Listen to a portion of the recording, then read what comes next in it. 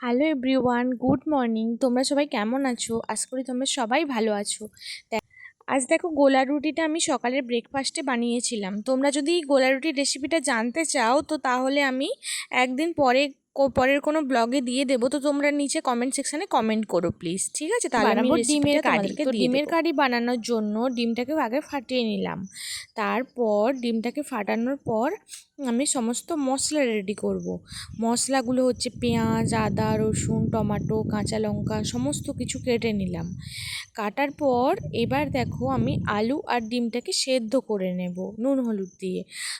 গোটা ডিমের ঝোল আমি খাই তাই, আর আমার বরের জন্য ডিম ভাজা, তাই জন্য ডিমটাকে পোচ করে তারপর ডিম ভাজা করে তারপর ঝোল করলাম। তারপর সমস্ত মশলা দেখো রেডি করেছি। ডিমের ঝোলটাও আমার হয়ে গেছে।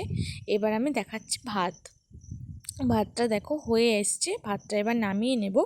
বাই সবাই।